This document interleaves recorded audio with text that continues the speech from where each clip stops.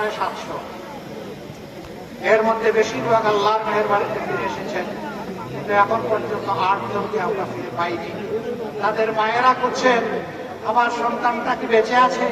যদি বেঁচে না থাকে আমার সন্তানের কবরটা কোথায়, আমাকে দেখতে দাও। এই মাকে সান্ত্বনা দেওয়ার কোন ভাষা আমাদের নেই।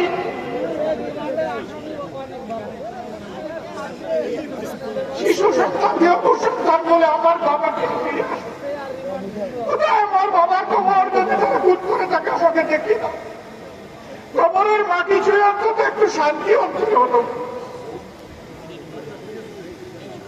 এরকম হাজারো কান্না বুকে চেপে আপনাদের ভালোবাসা এই সংগঠন জনগণের কল্যাণে নিজেকে উজাড় করে দেওয়ার চেষ্টা করছে। 24-5 আগস্ট ভোট পরিবর্তনের পরে আল্লাহর জাতের কসম, আমরা আল্লাহ তাআলার কাছে সাহায্য চেয়েছিলাম, হে আল্লাহ, আমরা জানি আমাদের সহকর্মীদের অন্তরে অনেক ব্যথা, অনেক দ্রোহের আগুন। হে আল্লাহ, তুমি আগুনকে প্রশমিত করে দাও, তাদেরকে ধৈর্য ধরার তৌফিক দাও, তারা যেন শয়তানের প্ররোচনায়, নফসের দুকায় কোনো খারাপ কাজে জড়িয়ে না পড়ে। আল্লাহু আকবার। 3.5 কোটি মানুষের এই সংগঠন সবাই প্রাপ্তবয়স্ক। আলহামদুলিল্লাহ, আলহামদুলিল্লাহ।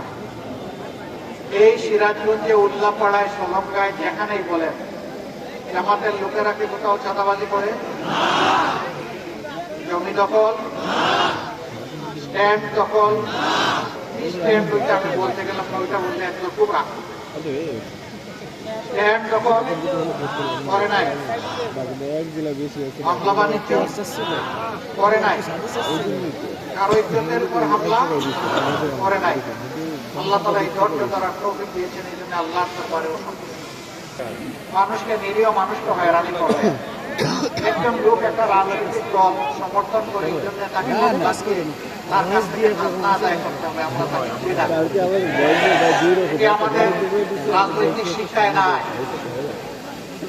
সম্মানিত ভাই বোনেরা, 5 তারিখ আমরাই সবার আগে বলেছি, আমরা কারো কাছ থেকে প্রতিশোধ নেব না, বরঞ্চ আল্লাহ আমাদেরকে মুক্তি দিয়েছেন, আমরা সেজদায় পড়ে আল্লাহ তাআলা শুকরিয়া আদায় করি। আমরা তাই করেছি, চোখের পানি দিয়ে আল্লাহ শুকরিয়া আদায় করেছি। এরপরে আমরা নেমে পড়েছি জনগণের খেদমতে, চাঁদাবাজদেরকে রুখে দেওয়ার চেষ্টা করেছি জায়গায় জায়গায়। বিভিন্ন ধর্মীয় প্রতিষ্ঠান পাহারা দিয়েছে নিজ দায়িত্বে। একটানা 15 দিন 24 ঘন্টা রোদে শুকিয়ে এবং বৃষ্টিতে ভিজে আমাদের ভাইয়েরা সারা দেশে এই দায়িত্ব পালন। আমরা কোথাও দুর্বলতা দেখাইনি। বন্যা এসেছে, আমরা ঝাঁপিয়ে পড়েছি।